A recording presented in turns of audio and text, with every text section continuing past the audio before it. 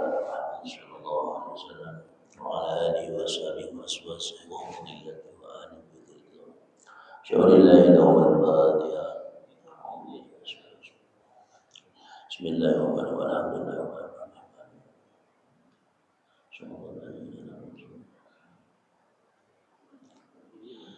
شهر الله يوم الفاتحة.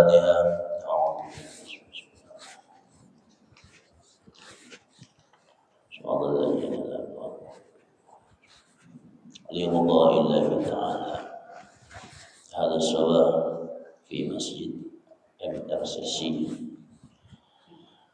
بعون الله تعالى وبشفاعة رسول الله صلى الله عليه وسلم شهر الله له الفاتحة.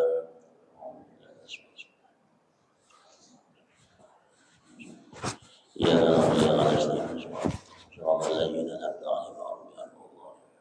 بسم الله الرحمن الرحيم.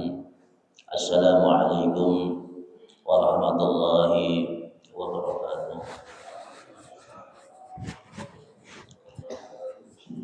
Alhamdulillah wassalatu wassalamu ala Rasulillah Sayyidina wa Maulana Muhammad ibn Abdillah wa ala alihi wa sahbihi wa man tabi'ahu wa mawala. Asyhadu an la ilaha illallah wahdahu la syarika lah wa asyhadu anna sayyidina wa nabiyyina Muhammadan abduhu wa rasuluhu. Amma ba'du. Yang kami muliakan Ketua DKM beserta jajarannya, dan yang kami muliakan Pak Ustadz Yono sebagai pembawa muqaddimah, dan juga yang kami banggakan bapak-bapak jamaah sholat subuh Masjid Raya Cibubur Country, para hujaj, para asatidz, para kiai, dan para semua yang tidak bisa disebut satu persatu namanya, tapi tanpa mengurangi rasa hormat dan ta'zim kepada bapak-bapak sekalian. Alhamdulillah, mohon izin pagi hari ini saya ingin menyampaikan sama-sama bermuzakarah dalam kajian pagi di Masjid Raya Cibubur Country dengan tema memantaskan diri kita sebagai apa? Penghuni surga. Ini berat ini temanya ini. Ya, Bapak-bapak sekalian, memantaskan diri sebagai penghuni surga, sebagai penghuni surganya Allah Subhanahu wa taala. Kalau ditanya siapa di antara ibu-ibu dan bapak-bapak yang siap menjadi penghuni surga, jawabannya saya, kan gitu. Betul enggak? Ya. Tapi untuk mengangkat sayanya malas ya, karena masih ngantuk. Ya. Jadi kalau ditanya siapa yang siap menjadi penghuni surganya Allah, saya, kan gitu. Hadirin yang mulia, para ibu dan para bapak yang dimuliakan oleh Allah Subhanahu wa taala. Tentu dalam kehidupan kita ini kita dituntut untuk sama-sama i'tibar, ya, untuk sama-sama al-izkar, mengingat, mengambil contoh dari kehidupan yang telah lalu, para nabi, para rasul, bahkan tabi'in dan disebutkan, para ulama, alimul ulama, para kiai dan para ustaz, para mubaligh, para da'iyah, para jam'iyatud du'at, semuanya kita mengambil al-izkar dan i'tibar. Kita mengingat semua. Lalu kemudian kita juga mengingat bagaimana dalam kehidupan kita tidak ada satu manusia pun yang kemudian tidak mati. Tidak, semuanya bakal mati. Kita menyadari itu semua karena disebutkan kullu nafsin Zaiqatul maut. Setelah kematian, proses kita masuk ke dalam alam kuburan, kemudian masuk dalam alam barzah. Barulah kemudian apa yang terjadi ketika kita di dalam kuburan, kemudian di alam barzah, dan menunggu ya, ditiupnya sangkakala, kalau kita menyebutnya trompet, tahun baru sebentar lagi ya. Membayangkan bagaimana anak-anak muda dan mereka yang bukan ahli agama meniup trompet karena kebahagiaan, karena kesenangan dalam suatu tempat dengan cahaya kembang api yang dinaikkan ke atas udara. Hari kiamat itu akan terjadi, dan semua kehidupan dunia ini akan ada bayangan ketika kita berada dalam kehidupan di alam setelah alam dunia.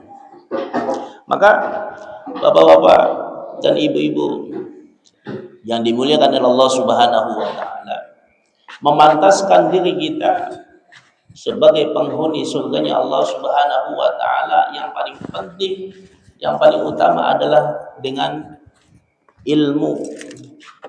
Ibadah mesti harus kita masukkan bagaimana strategi ibadah matematis untuk mendapatkan nilai-nilai pahala di sisi Allah Subhanahu wa taala. Ini butuh ilmu, termasuk kita dalam pengajian, termasuk kita di dalam berzikir, termasuk kita dalam mengisi kehidupan ini. Maka ada jam'iyah, sekelompok golongan memantaskan dirinya supaya mendapatkan pahala Allah Subhanahu wa taala dengan dakwah, dengan berbagai dakwah yang ada di Indonesia.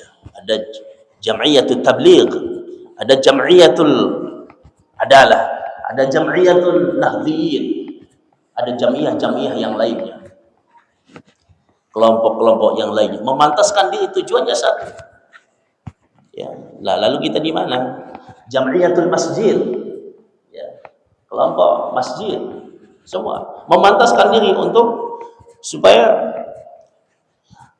tidak lain mendapatkan nilai Allah Subhanahu wa taala, mendapatkan pahala Allah Subhanahu wa taala. Maka hadirin yang dimuliakan oleh Allah Subhanahu wa taala, di dalam proses ketika Allah Subhanahu wa taala kita semuanya dimatikan ya, kita semuanya dimatikan, dan prosesnya adalah kematian di alam kuburan, di alam barzah, dan di alam kuburan.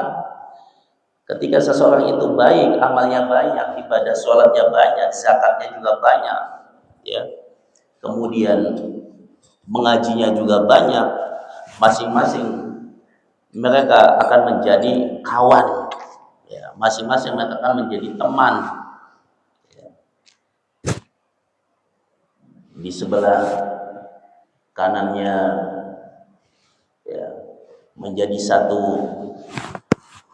teman ibadahnya di dalam kuburan, di sebelah kirinya ya, dijaga amal ibadah sholatnya, berada di posisi sebelah kanan menemaninya, amal zakatnya berada di sebelah kirinya menemani, kemudian zikirnya ya, dan seterusnya. Bahkan amal-amal kebaikan, dari kebaikan muamalah, kebaikan sedekah, kebaikan-kebaikan semua yang dilakukan oleh manusia, bahkan dia menunggu di kedua kakinya. Fa idza jaa al malakani munkarun wa nakirun fasalaka. Siapa Tuhanmu? Allahu Rabbi, Tuhanku. Ya. Dan siapa nabimu? Muhammad, nabi wa rasuli. Sampai seterusnya. Itu akan menemani. Maka hadirin yang dimuliakan Allah Subhanahu wa taala, ketika seorang hamba itu meninggal, lalu kemudian rohnya keluar, itu malaikat itu yang orang yang beriman, ya, malaikat itu sudah mempersiapkan dengan kain kapan yang diturunkan dari atas langit, lalu dibawanya, ya, dihadapkannya di hadapan Allah Subhanahu wa taala, lalu kemudian kata Allah kembalikan dia. Setelah dikembalikan, proses perjalanannya, dan roh itu bagi mereka yang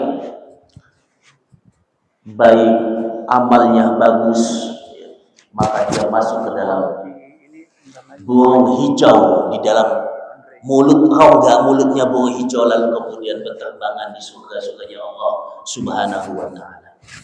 Wa fiqal ladzina taqarrabu ilal jannati zumara.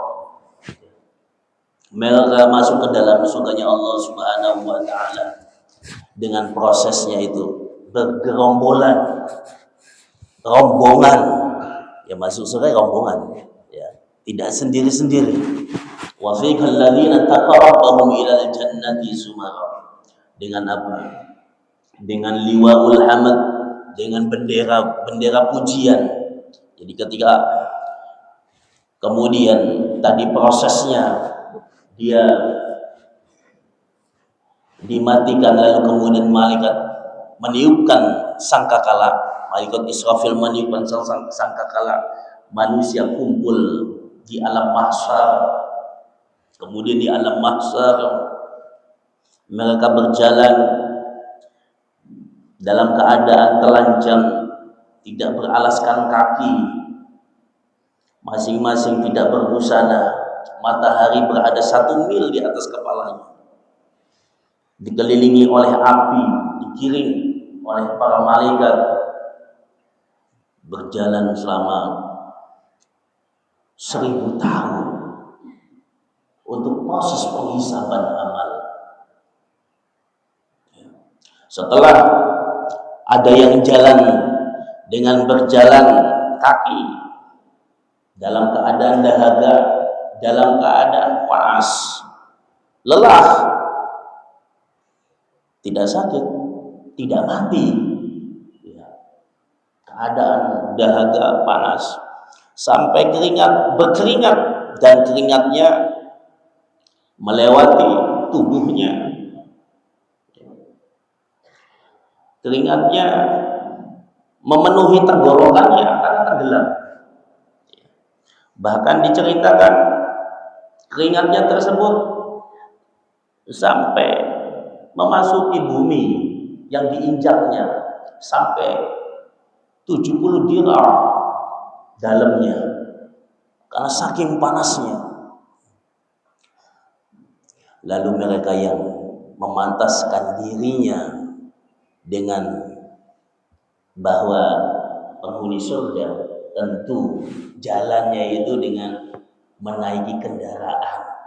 Kendaraannya dari mana? Amal-amal ibadah yang telah dipersiapkan di dalam kehidupan dunia.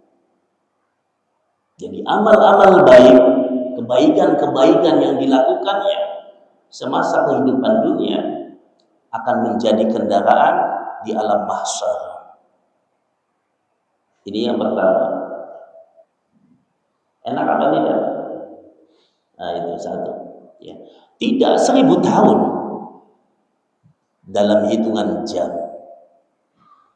Fi sa'atin wahidah, bukan alfa sanah. Lalu kemudian manusia ketika itu dihisab oleh Allah Subhanahu wa taala. Penghisaban panjang, hadirin yang mulia. Ketika penghisaban amal panjang, itu 1000 tahun lamanya.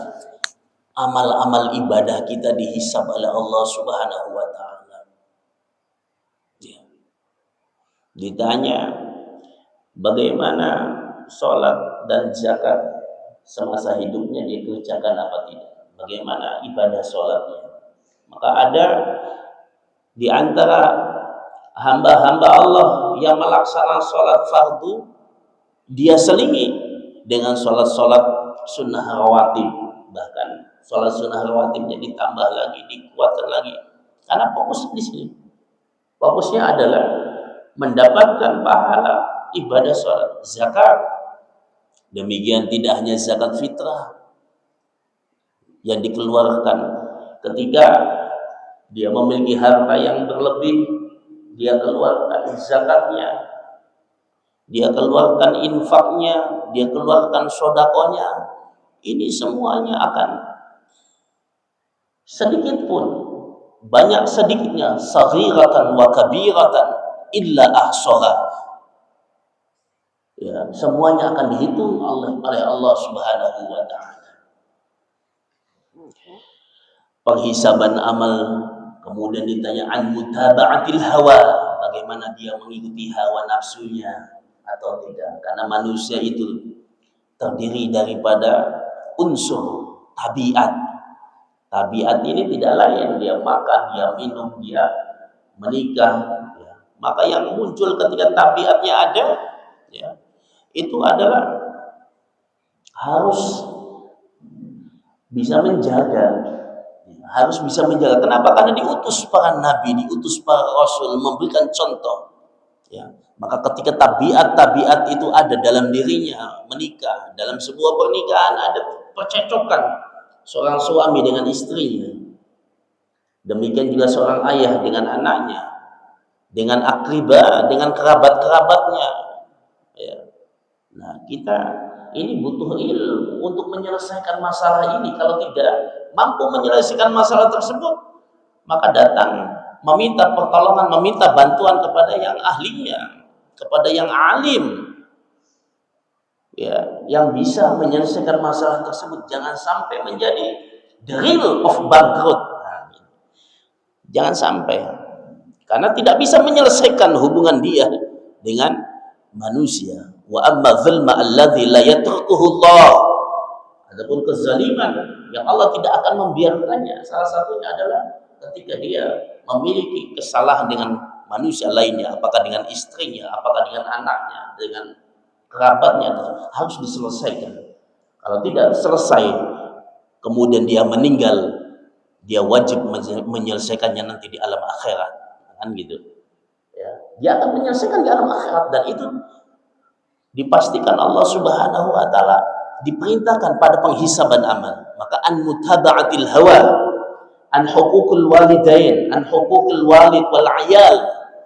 Bagaimana dia muamalahnya dengan kedua orang tuanya, hak-hak kedua orang tuanya. Kalau ada masih yang punya ibu, alhamdulillah. Masih punya ayah, alhamdulillah. Bagaimana memperlakukan kedua orang tuanya? Ya, seorang ayah, seorang ibu, bagaimana memperlakukan anaknya dan ayal usrahnya, keluarganya. Ini akan ditanya semuanya. Tentang ghibah, membicarakan orang lain, namimah, dendam. Kemudian al-kibriya, al-kadzdzab, kebohongan, akan ditanya oleh Allah Subhanahu wa taala. Al-adawah, permusuhan. Di antara kehidupan kita tidak ada yang mampu menghilangkan, ya, permusuhan-permusuhan yang mungkin bisa saja dia punya musuh. Bagaimana dia menyelesaikannya? Ya. Kemudian amarah, emosi, ya, bagaimana dia mampu menyelesaikannya, amarahnya, emosinya, dan seterusnya. Maka hadirnya dimuliakan oleh Allah Subhanahu wa taala, mencaci maki. Kalau lagi marah karena dia seorang jenderal, misal, mohon maaf, bila mana ada jenderal, ya, atau dia seorang anggota, kan lebih tinggi daripada orang di bawahnya, berani untuk apa? Mencaci maki. Atau dia seorang pimpinan, lurah, pejabat, menteri, atau siapapun, ya, mencaci maki semaunya. Hati-hati, menuduh semaunya. Hati-hati kepada orang lain, mencaci maki, menuduh, ya, memfitnah, memakan harta orang lain yang dia tidak berhak untuk dia makan, tapi dia makan, ya, mencuri, sama juga dengan korupsi, ya, melukai, baik secara fisik atau non fisik, dia lukai. Ini adalah semuanya an mutaba'atil hawa, mengikuti hawa nafsu. Kalau ini semua diikuti, dilakukan, ya dijamin penghisaban amal nanti dia 1000 tahun tidak akan mampu bisa melewati dengan baik. Ya. Kemudian hadirin yang dimuliakan oleh Allah, setelah melewati penghisaban amal barulah kemudian dia akan mendapatkan al-mizan, dikumpulkan, digiring kembali oleh malaikat di mana? Ada timbangan. Satu piringan timbangan untuk amal kebaikannya, satu piringan lagi timbangan untuk keburukannya. Mana? Ternyata diriwayatkan dalam satu riwayat ceritakan ada seorang hamba yang dosanya itu 99%. Panjang sekali daftar buku catatan kejelekannya itu. Panjang sekali. Ya. Mungkin kalau di dalam hadis Arba'in An-Nawawiyah disebutkan bahwa ini proses bagaimana penciptaan Allah. Wa huwa as-sadiqul masduq inna ahadukum yujma' khalquhu fi batni ummihi 40 yawman nutfatan thumma yakunu 'alaqatan thumma yakunu mudghatan thumma yursalu ilaihi al-malak fayanfukhu fihi ar-ruh wa yu'maru bi 4 kalimatin bi rizqihi wa ajalihi wa 'amalihi wa syaqiyyun aw sa'idun. Kalimat di sini, Fallahi alladzi la ilaha illa ghairuhu inna ahadukum la ya'malu bi amali ahli jannah hatta ma yakunu bainahu wa bainaha illa dira'un fayasbiqu 'alaihi alkitab fayamalu bi amali ahli nar wa inna ahadukum la ya'malu bi amali ahli nar hatta ma yakunu bainahu wa bainaha illa dira'un fayasbiqu 'alaihi alkitab fayamalu bi amali ahli jannah fayadkhuluha. Ada yang mungkin seperti ini Bapak Ibu sekalian.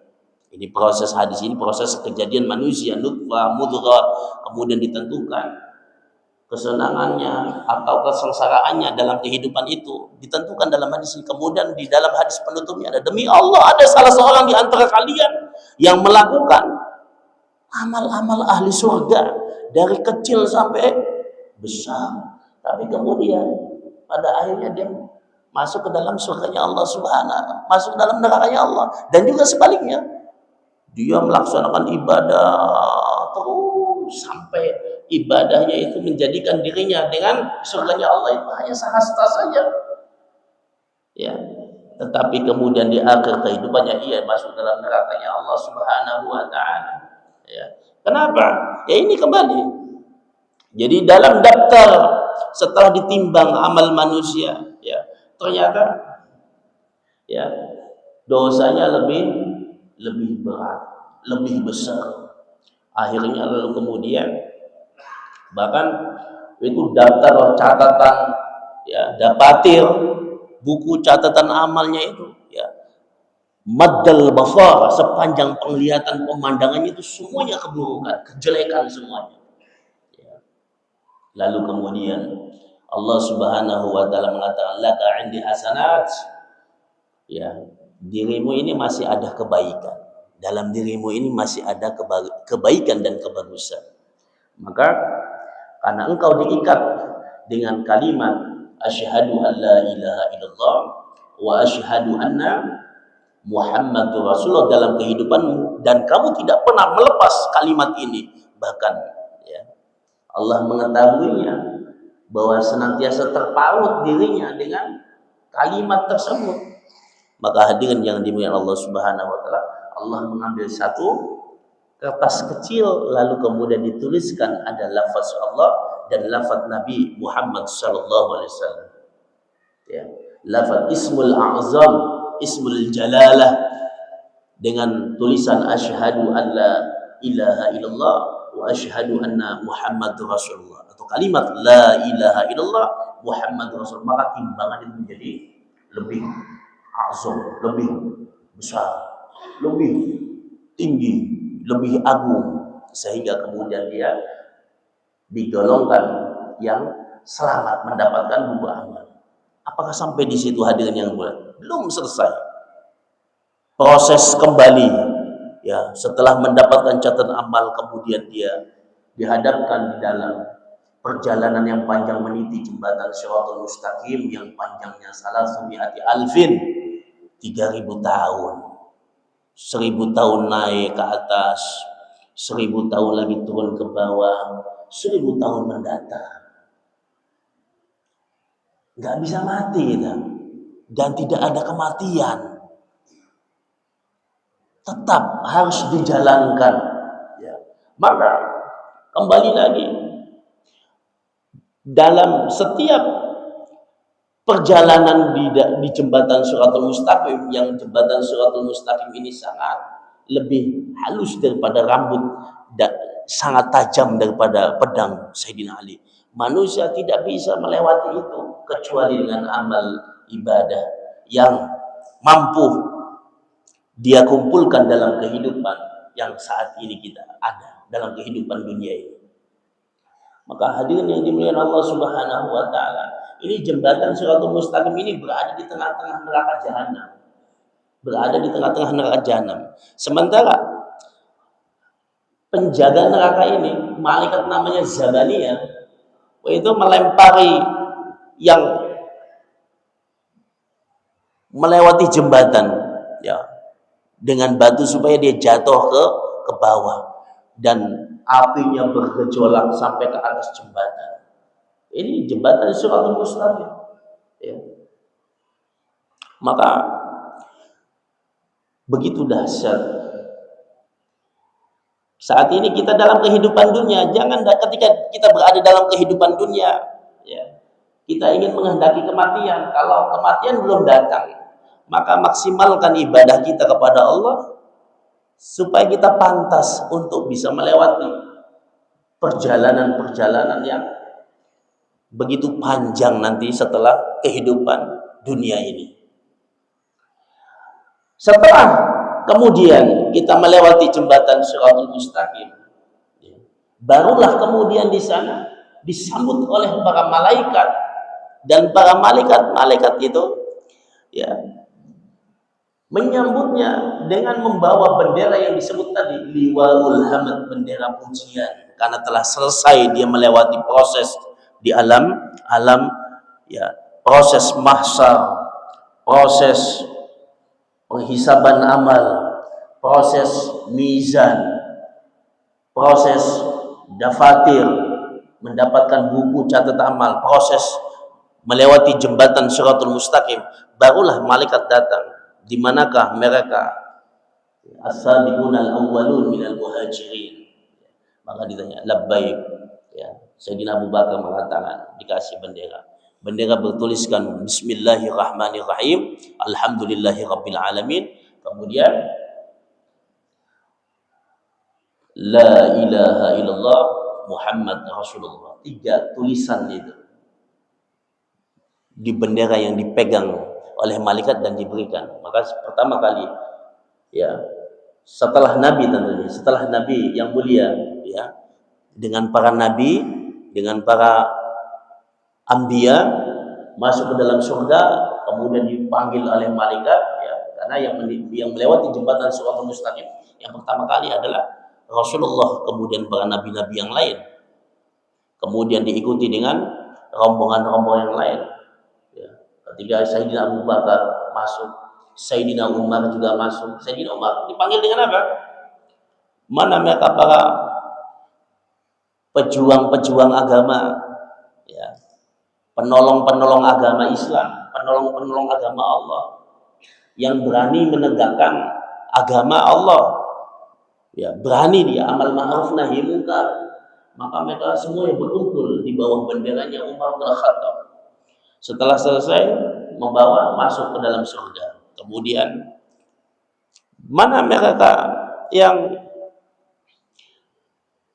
senang untuk berjuang di dalam agama Allah dengan mengeluarkan hartanya, ya, maka Utsman mengatakan, dikasih lagi Utsman bendera. Dan mereka yang senang untuk bersedekah, yang senang infak, semua dikumpulkan dengan Utsman ibnu Affan radhiyallahu ta'ala masuk bersama Utsman, ya, di mana mereka para kekasih Allah, ya, para wali, para kekasih Allah. Nah, kalau di antara kita menjadi, ya, kekasih Allah dan di hadapan Allah dia adalah wali, kekasih Allah, Maka kita akan kumpul dengan siapa? Ali bin Abi Thalib masuk di bawah bendera Ali bin Abi Thalib. Ya. Nah, mana mereka yang dulu di dunia kehidupannya yang dibunuh secara zalim? Nah, dibunuh secara zalim. Jadi jangan salah, masyarakat Palestina yang dibunuh secara zalim oleh Israel, ya, mereka akan berjalan masuk ke dalam surga di bawah benderanya Husain bin Ali. Kalau kita melihat mungkin ya senantiasa sedih, kesedihan ada, ketidakgembiraan ada, ya. Ya kita maklumi karena kita saat ini berada dalam kehidupan dunia. Kalau kita sudah masuk surga tidak ada kesedihan lagi kita melihat saudara-saudara kita yang meninggal, ya. Dan dibunuh secara zalim, atau ketika dia membela kebenaran lalu dia dibunuh secara zalim, maka dia akan masuk ke dalam surganya Allah Subhanahu wa taala, ya, bersama siapa?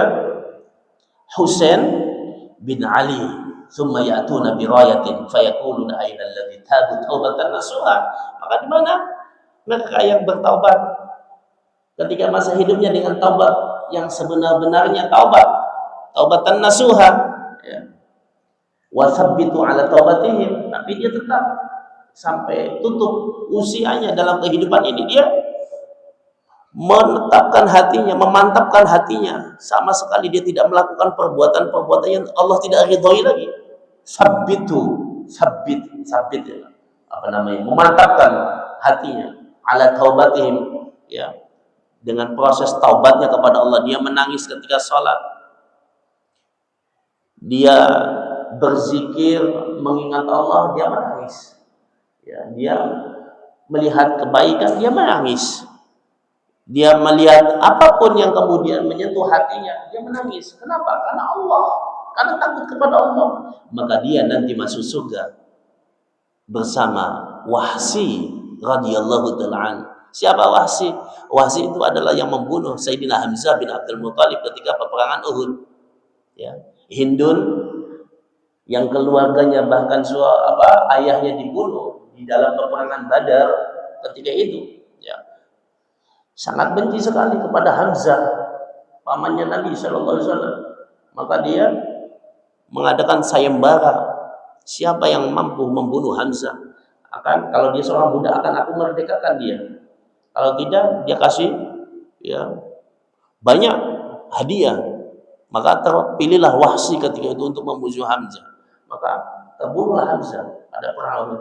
Tetapi Wahsy taubat setelah itu. Wahsy taubat setelah itu dengan benar-benar taubat, dan Wahsy ketika masa hidupnya mampu membunuh orang yang lebih dahsyat dan tokoh daripada mereka yang membenci Islam, bahkan tokoh murtad Musailamah Kadzdzab dibunuh oleh Wahsy. Maka hadirnya di Allah Subhanahu wa taala Wahsy adalah, kita ingin menyampaikan Wahsy adalah ini tokoh utama yang betul-betul taubat kepada Allah Subhanahu wa taala di antara kita atau di antara masyarakat muslim umumnya. Ada yang melakukan kegiatan-kegiatan yang kemudian kegiatan-kegiatan itu mendatangkan kebencian dan kemurkaan Allah Subhanahu wa taala. Tapi sebelum ajalnya dia taubat dengan sebenar-benar taubat dan menetapkan hatinya dan tidak kembali lagi kepada perbuatan tersebut, maka layak dia masuk ke dalam surga bersama Wahsy. Ya. Lalu kemudian diberikanlah dia bendera. Ya. Diberikanlah dia bendera. Wa yadkhulunal jannata ma'ahu thumma ya'tuna bi ghayatin. Kemudian dipanggil lagi wa yunaduna ainal ladzina hum fi salatihim khashi'un. Siapa di antara mereka yang salatnya khusyuk? Ya ini, ya.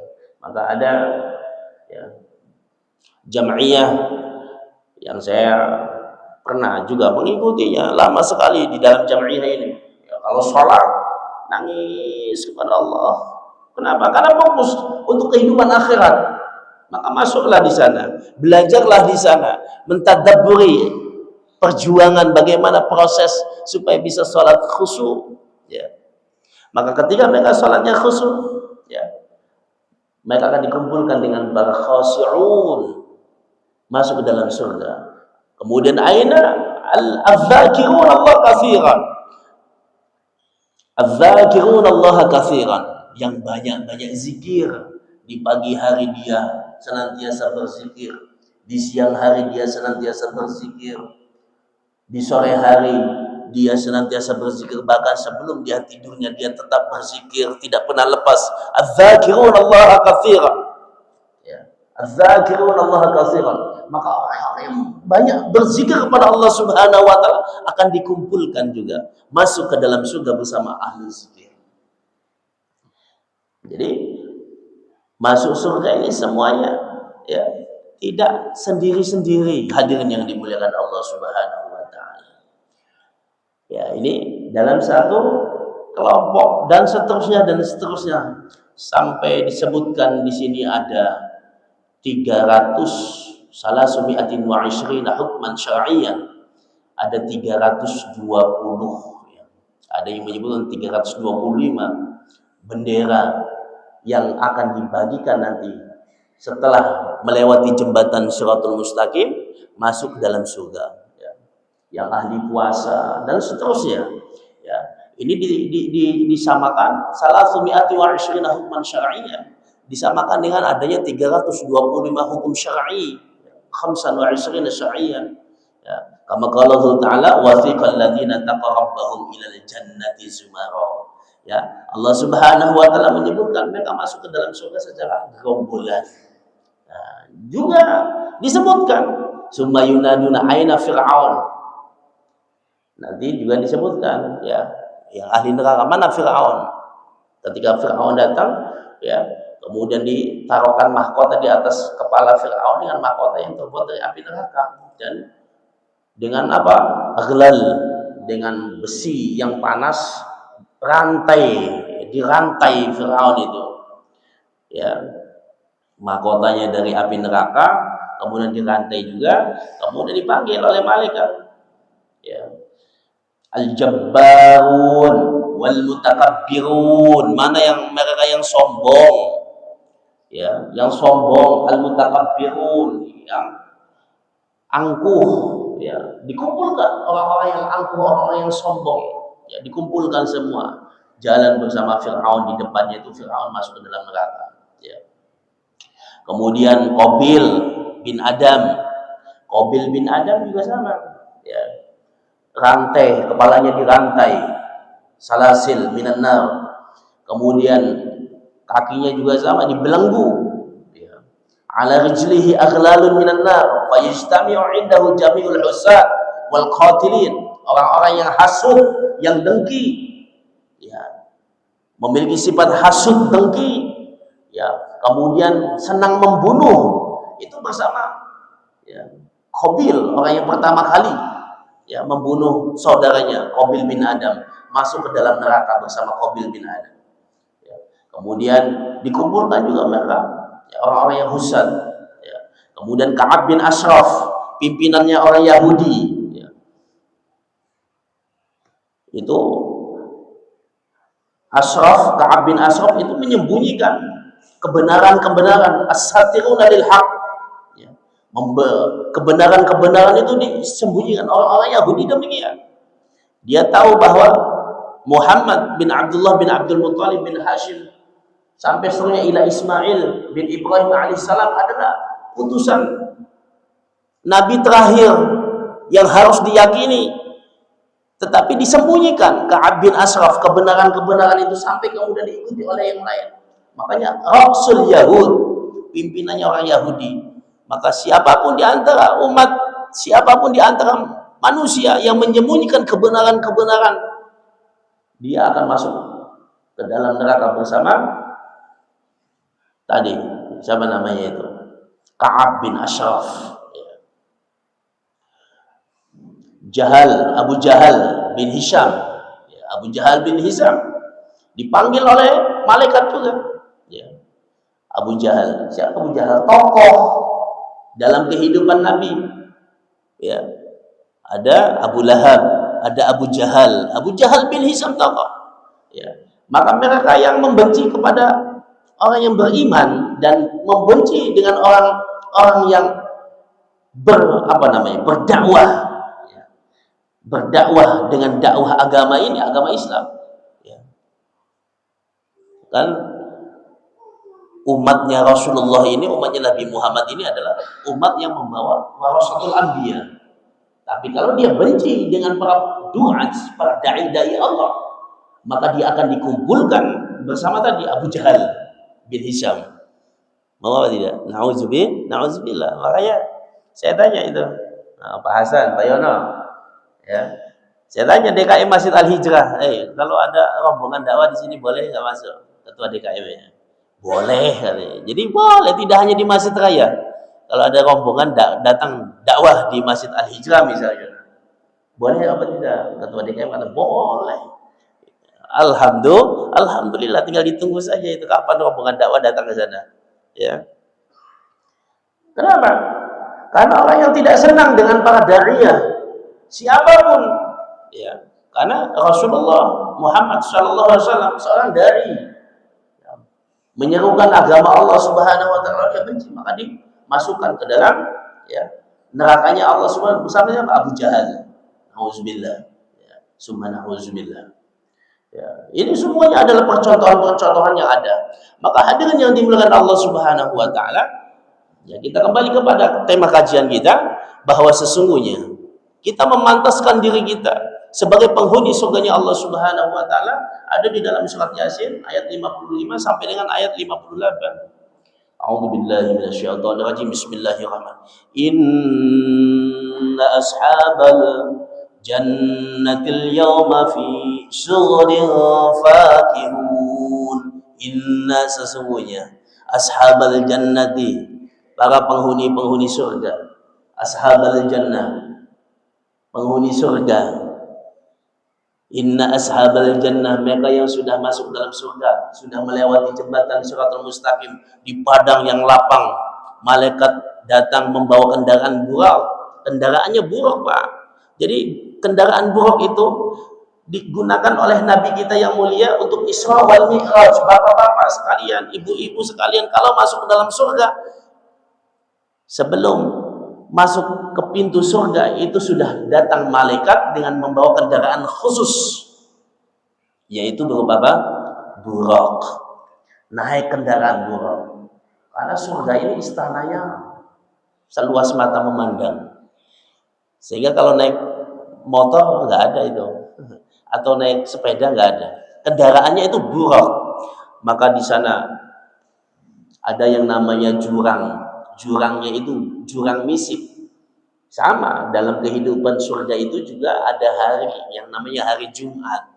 Jadi di jurang misik itu kalau hari Jumat, ya, itu selain wanginya dengan wangi misik dan wangi ambar, ya, yang sebegitu kencangnya wangian tersebut, itu cahaya-cahayanya itu menerangi menara-menara yang ada di bawah jurang itu setiap hari Jumat. Ya, dan setiap hari Jumat juga penghuni surga ada namanya pasar itu. Ya, ketika dia masuk ke dalam pasar hari Jumat di sana dalam surga, itu semua orang yang masuk ke dalamnya itu diberikan intan-intan permata ketika dia keluar dan masuk, ya, ketika kembali lagi ke dalam keluarganya, maka kata istri-istrinya yang ada di dalam istananya itu, engkau begitu indah, engkau begitu indah. Sebaliknya engkau juga menambah indah, begitu indah. Sehingga hadirin yang dimuliakan, maka disebutkan inna ashabal jannatil yawma fi surulin fakihun, sesungguhnya penghuni-penghuni surga al yawma pada hari itu fi surulin fakihun, berada pada kesibukan, fakihun yang menyenangkan, yang bersenang-senang. Kata surulin atau surulin ini ikhtilaful ulama dalam pendapat. Menurut Abdullah ibnu Abbas, surulin tidak dibaca dengan surulin. Jadi aghinnya itu pakai sukun. Artinya apa? Artinya sibuk, tetapi sibuknya berhubungan intim dengan perawan-perawan yang ada di dalam surga. Ini untuk para bapak-bapak. Kalau ibu-ibu nanti beda lagi tuh. Ya. Artinya apa?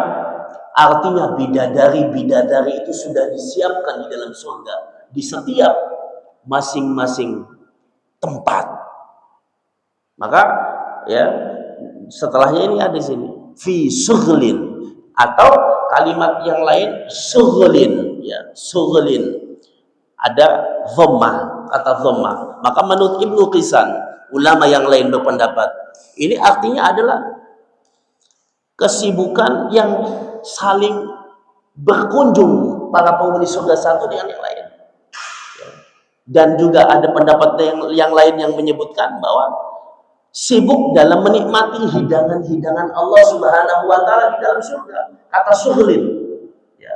Ini dalam surat Yasin ayat 55. Inna ashabal jannatil yauma, pada hari itu syughlin fakihun, yang dia bersenang-senang. Fakihun. Fakihun saling menyenangkan, mengingatkan, begitu indah, begitu enak, bahkan kaget dia dengan keindahan, dengan kenikmatan yang Allah suguhkan untuknya di dalam surganya Allah Subhanahu wa taala. Atau kata kalimat syughlin dalam kalimat yang lain berpendapat adalah dia tidak mengingat para penghuni neraka. Nah ini. Jadi dia tidak mengingat para penghuni neraka. Kenapa? Bisa jadi penghuni neraka ini adalah ya keluarga, kerabat, anak-anak ataupun istri berada dalam neraka. Maka Allah menjadikan para penghuni surga melupakan mereka semua agar penghuni surga tidak merasa bersedih. Kenapa? Karena di dalam surga tidak ada lagi tempat kesedihan dan kesusahan. Di dalam surga adalah tempat kenikmatan dan kebahagiaan. Nah ini kalimat kata syughlin. Maka kemudian fakihun, yaitu bersenang-senang, berbahagia, ya. Sehingga kemudian ayat setelahnya itu ayat 56, hum wa azwajuhum fi dhilalin 'alal araiki muttaqiun, ya. Mereka dan istri-istri mereka fi dhilalin, berada dalam naungan, berada dalam keteduhan.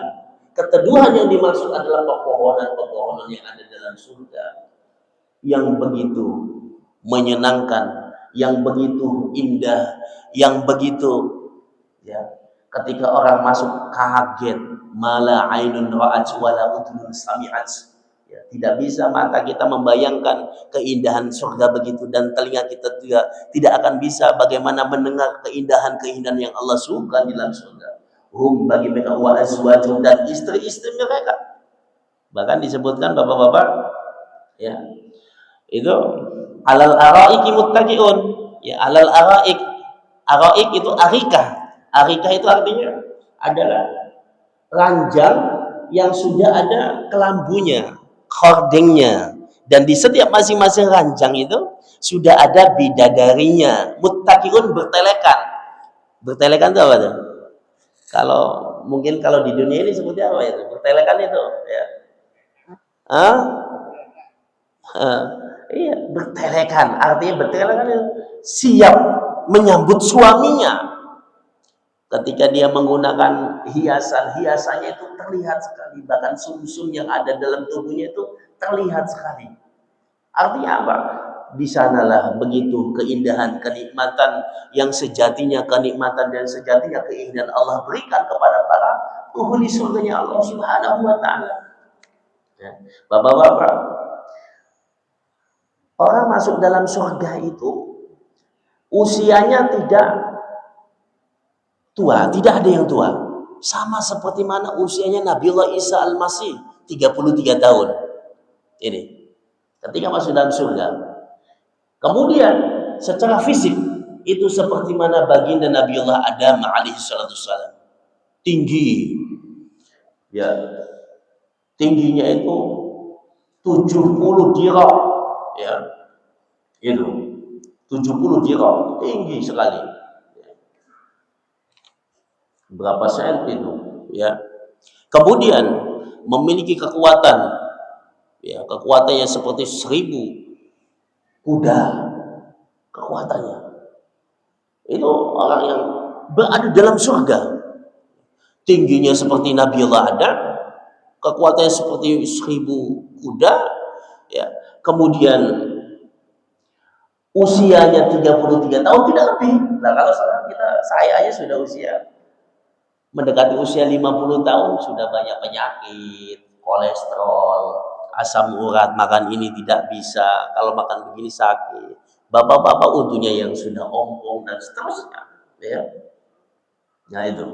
Tapi di sana itu 33 tahun dan akhlaknya itu semuanya seperti akhlak baginda yang mulia Nabi besar Muhammad sallallahu alaihi wasallam. Dan setiap pintu surga itu memiliki 70 penjaga. Ya, ketika malaikat itu datang untuk mengunjungi para penghuni surga di sana, maka para penjaga itu berkata kepada malaikat, pergi kamu, pergi dulu, jangan sekarang. Kenapa? Karena di dalamnya mereka itu penghuni surga itu sedang bersama istrinya, para bidadari. Coba, malaikat saya ya ditolak oleh penjaga istananya penghuni surga itu. Ya. Lalu kemudian meminta izin lagi, kemudian setelah masuk, ya, lalu malaikat Tuhan mendatangi dan menemui para penghuni surga. Mereka menyampaikan salam dari Allah Subhanahu wa taala yang Maha Penyayang untuk mereka. Kemudian terdengarlah seruan yang penghuni surga dari Allah Subhanahu wa taala yang mengatakan kalian akan selalu sehat dan tidak akan pernah mati dan tidak akan pernah sakit selamanya. Kalian tidak akan merasakan kematian. Kalian akan muda. Setelah hari ini tidak akan ada lagi kesedihan, keprihatinan, dan sakit. Setiap waktu kalian akan berada dalam kebaikan dan keberkahan. Kalian boleh makan dan minum tanpa mengalami kencing dan buang air besar. Kalian tidak tertimpa dengan riak, ya, air tenggorokan, dengan air ludah, ya, dengan ingus, tidak ada. Kalian tidak akan tertimpa kutu, nyamuk, kotoran. Ya, napas kalian adalah tasbih. Ya, jadi kalau kita di dunia ini napasnya ini adalah biasa saja, di sana napasnya adalah berupa tasbih. Keringat kalian adalah resapan minyak misik dan ambar. Tidak ada lagi bulu, ya, kecuali alis atau rambut kelopak mata. Tinggi fisik seperti tinggi Nabi Allah Adam, ya. 70 kira, usianya 33 tahun, ketampanannya seperti Nabi Allah Yusuf, tampan semua, ya. Budi pekertinya sama seperti budi pekerti yang mulia Nabi besar Muhammad sallallahu alaihi wasallam. Maka ketika kemudian malaikat itu menyukai seperti itu, ya, apa yang kalian inginkan? Kata Allah, ya Allah, kami menginginkan keridhaan-Mu. Kami telah meridhoimu dengan surga yang kami berikan, bahwa inilah bukti bagaimana kami ridho kepadamu. Demikian juga para penghuni surga, kami ridho kepadamu ya Allah. Maka setelah itu tabir hijab antara makhluk, antara hamba dengan Allah Subhanahu wa taala terbuka. Dalam satu riwayat, semua penghuni surga melihat bagaimana keindahan Allah Subhanahu wa taala. Masya Allah. Setelah itu mereka semuanya sujud kepada Allah Subhanahu wa taala. Ya. Maka hadirin yang dimuliakan Allah Subhanahu wa taala, salamun qalam min rabbir rahim, ya, ucapan salam ini adalah ucapan Allah dari Tuhan yang Maha Pengasih, yang Maha Penyayang kepada para penghuni surganya Allah Subhanahu wa taala. Jadi mudah-mudahan hadirin yang dimuliakan Allah Subhanahu wa taala, kita semua memantaskan diri bermuzakarah bagaimana menanamkan kita semuanya pas untuk supaya kita pantas masuk ke dalam surganya Allah Subhanahu wa taala. Baik, bila ada yang mau ditanyakan atau monggo silakan.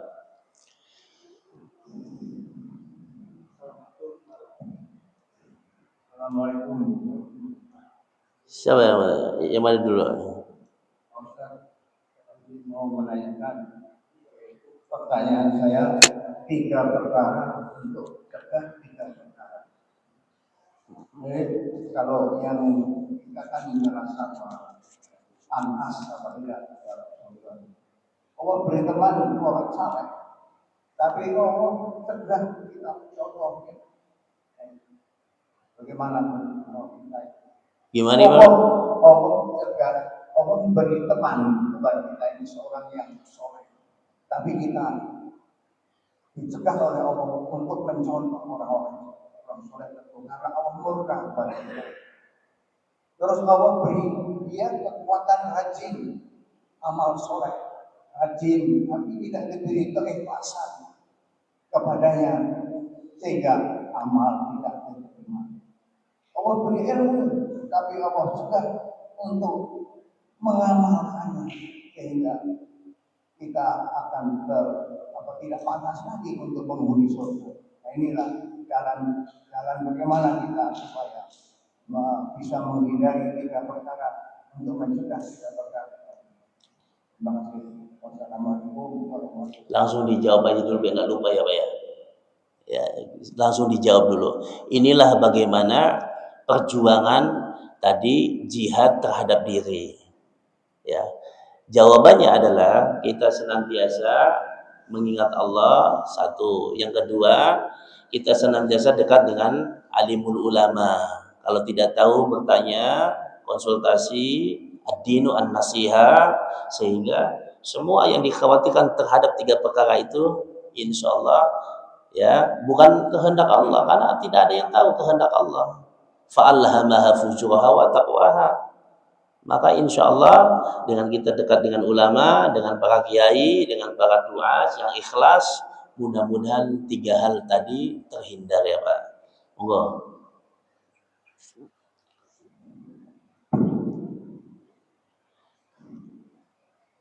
Assalamualaikum warahmatullahi wabarakatuh.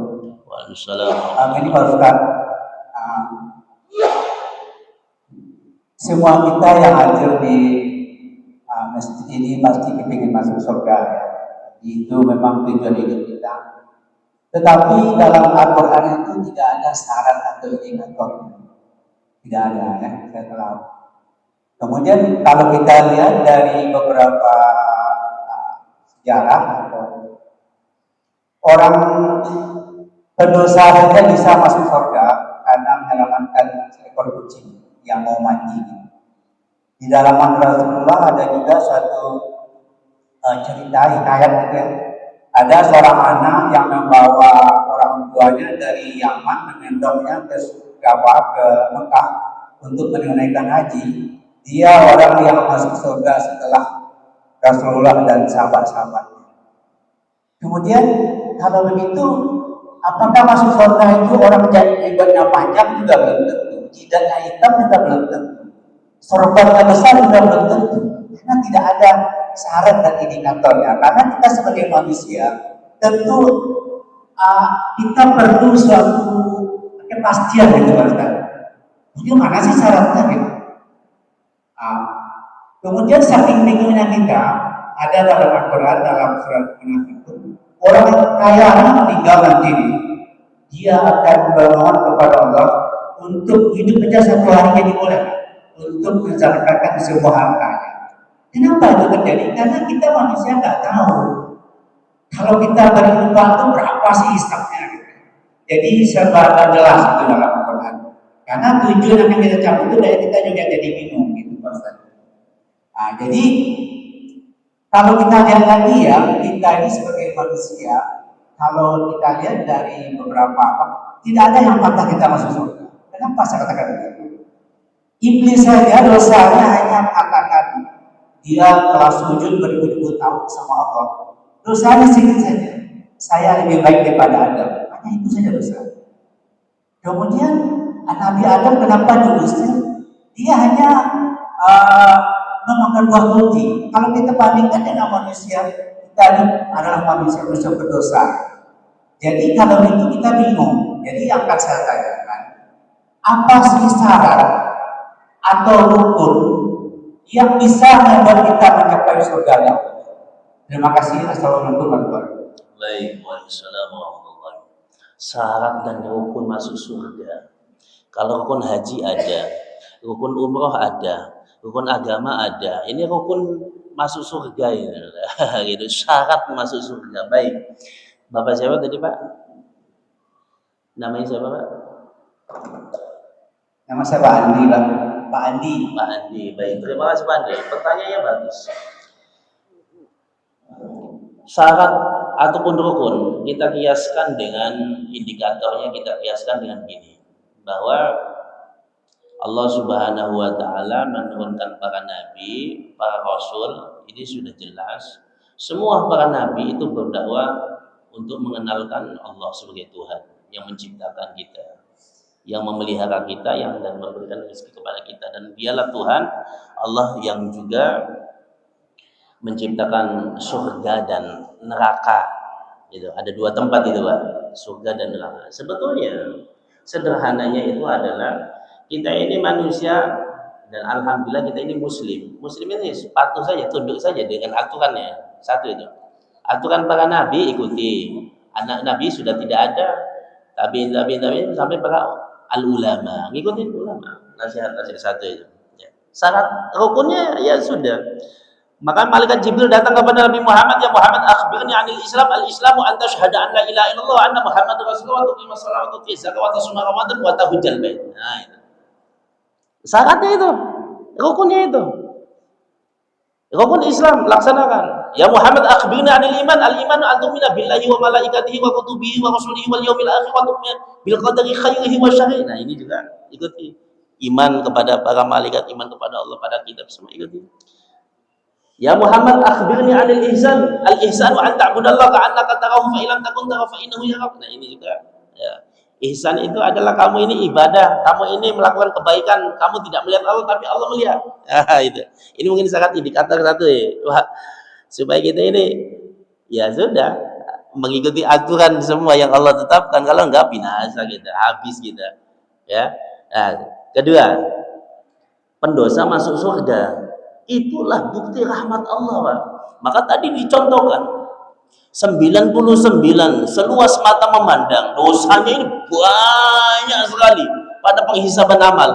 Tetapi kata Allah, kamu tadi menyelamatkan kucing, anjingnya kamu selamatkan, kamu kasih makannya. Ini makhlukku, ini aku yang menciptakan, kata Allah. Bukan karena sorbannya besar, bukan karena bajunya gamisnya yang putih bersih, ya, bukan. Tetapi itu Allah Maha tahu, gitu. Allah Maha tahu, Allah Maha melihat. Laka 'indi hasanat. Dalam diriku aku melihat ada kebaikan dalam dirimu. Maka dituliskan tadi, asyhadu an la ilaha illallah wa asyhadu anna Muhammadar Rasulullah. Taruh di timbangan amal sebelah kanan, di piringan amal. Buat timbangan besar. Naik ya. Masuk surga dia. Uwais Al-Qarni yang tadi dicontohkan oleh Bapak itu. Ya, beliau itu tidak dikenal oleh siapa-siapa, tetangganya saja tidak mau mengenal, ya. Tetapi Sayyidina Ali dan Sayyidina Umar bin Khattab diperintahkan oleh Nabi SAW, kalau kamu ingin didoakan, ya, dan doanya ijabah, kamu cari itu namanya Uwais Al-Qarni. Nah, ibunya ini, Pak, salah satu keinginan tertinggi yang belum dicapai itu bisa melaksanakan ibadah haji. Dari mana? Dari Yaman. Uwais ini anak muda yang tidak punya apa-apa, ya, tidak punya harta, ya, tidak punya harta benda, tidak punya uang, tetapi ingin menghajikan ibunya. Akhirnya apa? Setiap pagi, ya, dia membawa keledainya naik ke atas gunung, di sore hari diangkat lagi, dipanggul tuh keledainya. Di pagi hari dia bawa panggul itu keledainya di atas punggungnya, di sore hari dia panggul. Untuk apa? Untuk melatih otot-ototnya supaya bisa menggendong ibunya dari Yaman ke Mekah. Tujuannya apa? Karomah, mendapatkan karomah, kemuliaan dari Allah Subhanahu wa taala. Ya, maka meskipun bukan seorang tokoh ulama, meskipun bukan seorang alim ulama, bahkan tetangganya saja tidak ingin mengenalnya. Kenapa? Karena tidak ada sedikit pun, ya, yang membuat ketertarikan seseorang untuk mengenal dia.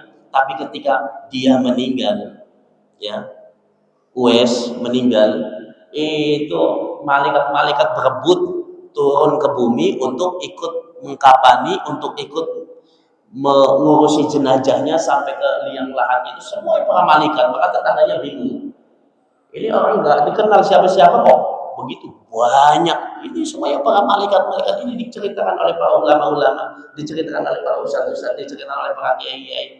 Bagaimana tabiin Uwais Al-Qarni tadi yang diceritakan menggendong ibunya dari Yaman menuju ke Makkah untuk ibadah haji. Dipastikan ini surganya Allah Subhanahu wa taala.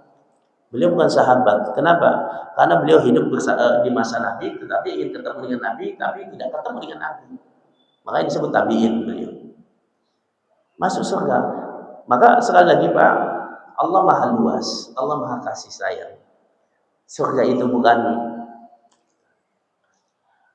untuk tertentu saja. Insya Allah kita lapang, kita ikhlas menjauhi bagaimana kezaliman yang ada, maka insya Allah ketemu kita dalam surga. Mungkin itu jawaban saya Pak. Ya.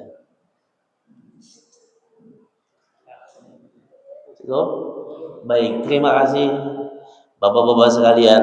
Mudah-mudahan pengajian kita semua mendapat amal ibadah untuk kita semua.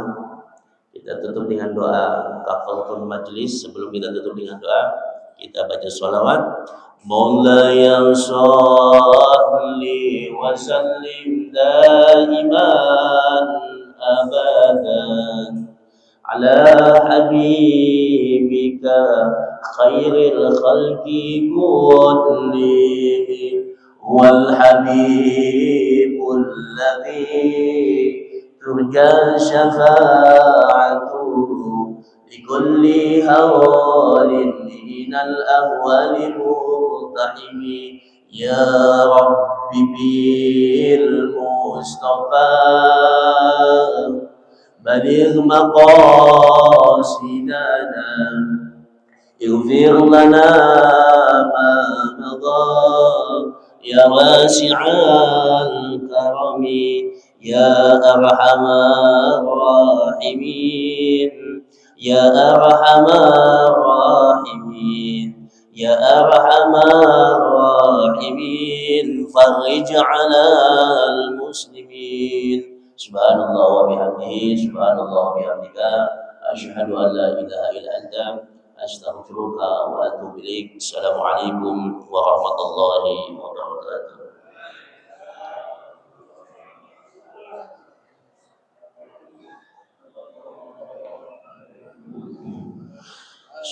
Sallallahu alaihi wasallam. Di Al-Hijrah sepertinya pada kumpul semua sini, Masya Allah. Ayo, iya tuh, Masya Allah.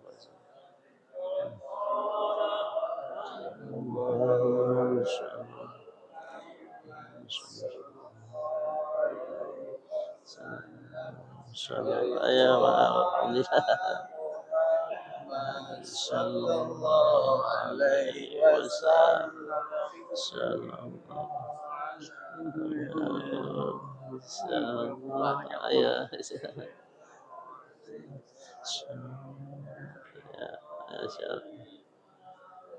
Ya.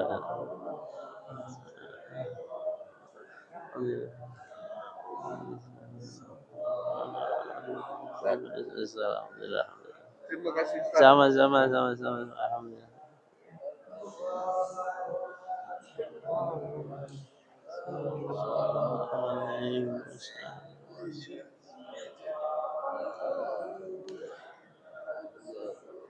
Saya minum dulu.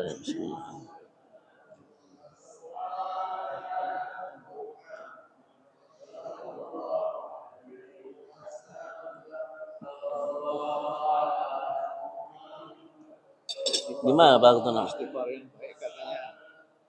Bikri waktu alaya ini kan kata Abu Rahim. Boleh. Sayyidul istighfar boleh. Sayyidul istighfar ini istighfar Allah ma'anta qabbila ilaih.